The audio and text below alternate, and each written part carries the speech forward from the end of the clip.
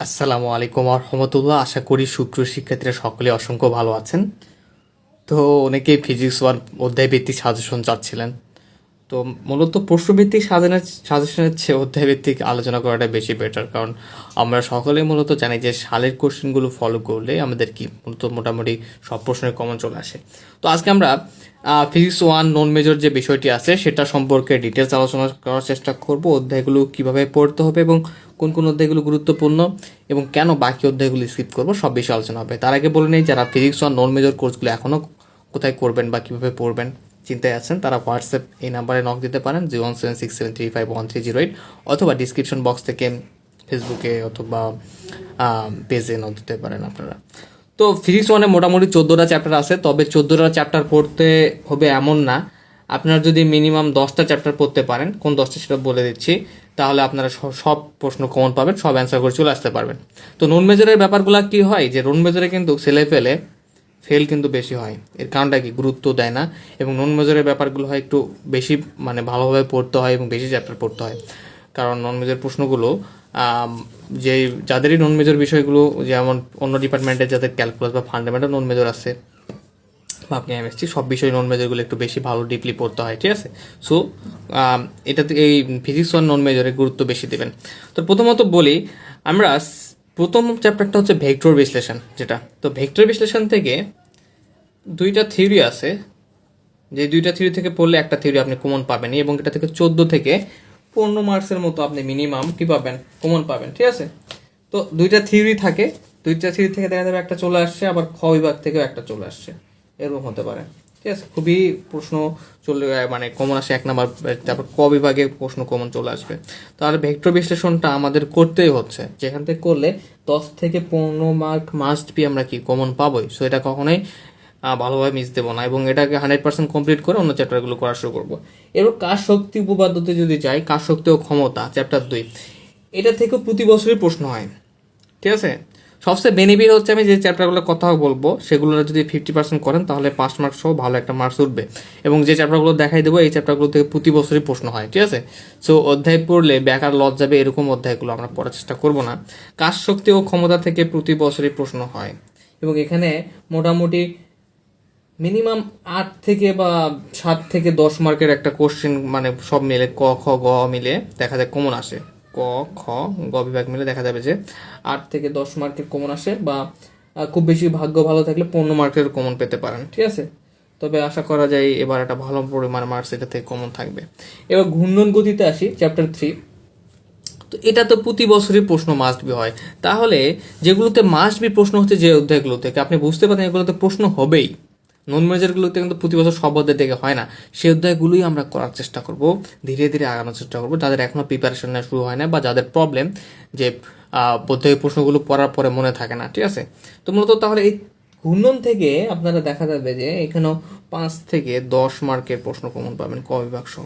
তাহলে মূলত এই 3টা অধ্যায় পড়লে দেখা যাচ্ছে যে গড়ে মোটামুটি 30 থেকে 25 মার্কের মতো কমন আসতেছে, যেটার সঙ্গে যদি আমাদের ইনকোর্স মার্ক যুক্ত হয় তাহলে দেখা যাবে একটা পাস মার্ক উঠে আসতেছে, ঠিক আছে। সো আমি বলবো অধ্যায় কম পড়েন কিন্তু বেশি ভালো করে পড়েন, পরীক্ষায় গিয়ে যেন এমন না হয় যে প্রশ্ন কমন দেখতে পাচ্ছেন বাট উত্তর লিখতে পাচ্ছেন না। নন মেজর ব্যাপারগুলো হয় কি, যে প্রশ্ন কমন থাকে কিন্তু প্রশ্ন লেখার সময় স্টেপগুলো খুব সুন্দরভাবে ভুলে যাই আমরা। তো এর জন্য প্রথমত আমি বলবো এই 3টা চ্যাপ্টার খুব ভালোভাবে পড়বেন, যে প্রশ্নগুলো গুরুত্বপূর্ণ আছে। এরপর মহাকর্ষতে আসি। তো মহাকর্ষ থেকে এমনও হয়েছে কখনো যে 20 মার্কের প্রশ্ন কমন আসছে। তো মূলত মহাকর্ষ অধ্যায় থেকেও দেখা যায় 10 থেকে 15 মার্কের কোশ্চেন, 15 মার্কের অ্যান্সার কমন পাওয়া যায়, ঠিক আছে। তাহলে এই 4টা চ্যাপ্টার যদি কেউ ভালোভাবে পড়ে, ইনশাল্লাহ তার পাশ আটকাবে না, ঠিক আছে। যারা এখনো শুরু করতে পারেনি, চিন্তা করতেছেন এতগুলো চ্যাপ্টার কিভাবে পড়বো, পাস করতে পারবো কিনা, তারা এই 4টাকে খুব সুন্দরভাবে টার্গেট করে নিয়ে সুন্দরভাবে শেষ করতে পারেন, বেশি বেশি প্র্যাকটিস করতে পারেন, যাতে পরীক্ষা হলে গিয়ে কমন আসলে লিখতে পারেন, কারণ কমন আসবে এই 4টা অধ্যায় পড়লে। এবং আপনারা যে সাজেশনই ফলো করেন না, স্পেসিফিক কিছু প্রশ্ন থাকে সালে, সেগুলি পড়বেন। চ্যাপ্টার 5-এ চলে আসি, স্থিতিস্থাপকতা।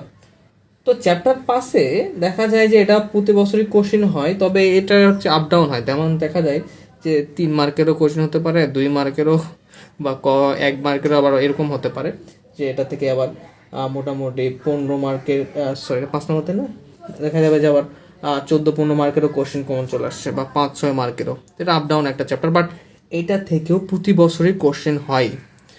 তো যারা এই 5টা চ্যাপ্টার খুব ভালোভাবে প্রিপারেশন নেবে, তাদের সিজিপিএ যেটা 3 বি পেতে হয়, তারা মাস্ট বি পাবে, ঠিক আছে? কারণ 5টা চ্যাপ্টার থেকেই কোশ্চেন হবে মাস্ট। সো যারা একটু ভালো রেজাল্ট দরকার, এই 5টা অধ্যায় যদি পড়েন, যদি মোটামুটি 60 মার্ক যদি আসে 5টা অধ্যায় থেকে গড়ে, ইনকোর্স সহজ 60 পালেই তো কি বি, তো বি যেটা সিজিপিএ 3 পয়েন্ট সেটা চলে আসবে কিন্তু, ঠিক আছে? এরপর আসি পৃষ্ঠটান। পৃষ্ঠটান চ্যাপ্টারটা থেকেও আমাদের কি হয়, প্রতি বছরই প্রশ্ন হয়। এটা যদি দেখা যায়, আমি মনে করি যে পৃষ্ঠটান থেকে দেখা যায় যে 10 মার্কের কোশ্চেন বেশি হয়, ঠিক আছে? ক খ গ বে মিলিয়ে 10 মার্কের মতো কোশ্চেন বেশি হয়, 10 মার্কের মতো কোশ্চেন হয়। এবার প্রবাহী গতিবিদ্যা, যেটা প্রবাহী গতিবিদ্যা থেকে এটা আপ ডাউন করে। দেখা যায় যে এটা মনে হয় 19 সালে কোনো কোশ্চেন আসে না এটা থেকে, ঠিক আছে? 19 সালে এটাতে কোশ্চেন আসে নাই, বাট আসে র্যান্ডমলি, এটাতে মিস যায় নাই। তো এটা আমরা 5 থেকে 10 মার্ক ধরে রাখতে পারি, অধ্যায় থেকে আমরা পাবো। এবার তরঙ্গ চ্যাপ্টার 8, তরঙ্গ খুব ভালো ইম্পর্টেন্ট, গুরুত্বপূর্ণ, যে এখানে আমরা 10 থেকে 15 মার্কের মতো কোশ্চেন হয়ে থাকে, ঠিক আছে? তবে দেখা যায় কখনো 5 মার্কেরও হয়ে থাকে, বাট এই অধ্যায়গুলোতে প্রতি বছর কোশ্চেন হচ্ছে। এবার চ্যাপ্টার 9, স্পন্দন গতি। তো স্পন্দন গণিত একটা ইম্পর্টেন্ট লেস, ঠিক আছে? স্পন্দন গণিত চ্যাপ্টারটা কি ইম্পর্টেন্ট লেস। তো আশা করা যায় এবার এটা থেকেও প্রশ্ন আসবে, যেহেতু গত বছর এটা থেকে প্রশ্ন হয় নাই, ঠিক আছে? এরপর জ্যামিতিক আলোক বিজ্ঞান, আমি 10টা চ্যাপ্টার নেওয়ার চেষ্টা করেছি। তো জ্যামিতিক আলোক বিজ্ঞান থেকেও 6 থেকে 10 মার্ক বা 15 মার্কের মতো কোশ্চেন হয়ে থাকে। তো আমি বলি এখন একটু এই বিষয়টা একটু ডিটেলস আলোচনা করি, যে আমি যে ব্যাপারটা ক্লিয়ার করলাম যে কোন চ্যাপ্টার থেকে কতগুলো প্রশ্ন হতে পারে। তো যারা এখনও টেনশনে আছেন যে ফিজিক্স 1-এ কী পড়বো না পড়বো, তারা দেখেন আপনাদের 3টা চ্যাপ্টারও ভালো করে পড়েন, একটা পাস মার্ক কভার করতে পারবেন। 5টা পড়লে মোটামুটি একটা ভালো মার্কস কভার করতে পারবেন। আর খুব ভালো করার চিন্তা ভাবনা থাকলে আপনি এই 10টা চ্যাপ্টারের উপর প্রিপারেশন নিতে পারেন, খুব ভালো একটা অ্যান্সার করতে পারেন। আমি কিন্তু দেখাই দিয়েছি ডিটেলস। এখন আপনারা কীভাবে প্রিপারেশন নেবেন, কোন অধ্যায়গুলো পড়বেন, সেগুলো আপনারা নিজেরা কিন্তু বুঝতে পারতেছেন, ঠিক আছে? তো সবচেয়ে বড় ঘটনা হচ্ছে বাকি যে 4টা চ্যাপ্টার আছে, সেই 4টা চ্যাপ্টার কেন আমি সিলেক্ট করলাম না বা বললাম না কেন। সেই 4টা চ্যাপ্টার থেকে ঘটনা কি ঘটে, যে দেখা যাচ্ছে এই বছর এই 2টা চ্যাপ্টার থেকে প্রশ্ন হচ্ছে, পরের বছর ওই 2টা থেকে হয়, এরকম হয়, ঠিক আছে? দেখা যায় এটাতে হচ্ছে এরকমই 4টা।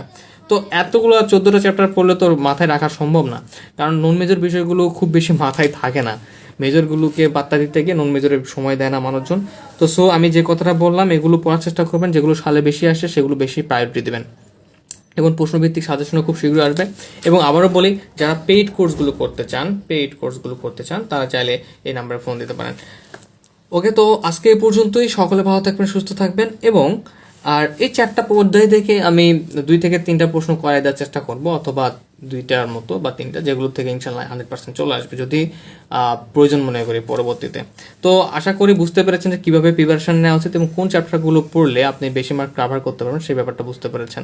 তাহলে আমরা বলতেই পারি, আমরা 3 থেকে 4টা চ্যাপ্টার পড়লে আমাদের কি পাস মার্ক চলে আসবে। 5টা থেকে 6টা চ্যাপ্টার পড়লে আমাদের বি, যেটা সিজিপিএ 3 বা ফার্স্ট ক্লাস, সেটা চলে আসবে ইনশাল্লাহ। আরও যদি বাকি সবগুলো 10টার মতো প্রিপারেশন নিতে পারেন, 14টার মধ্যে খুব ভালো একটা মার্কস পাবেন, সব প্রশ্নই কমন পাবেন ইনশাল্লাহ। তো আজকে পর্যন্তই। সকলে ভালো থাকবেন, সুস্থ থাকবেন এবং হোম টিউটর ফিট 5 চ্যানেলের সঙ্গে থাকবেন, সাবস্ক্রাইব করবেন এবং অবশ্যই ভিডিওটি ভালো লাগলে আপনার বন্ধু বান্ধবের সঙ্গে শেয়ার করবেন। আসসালামু আলাইকুম।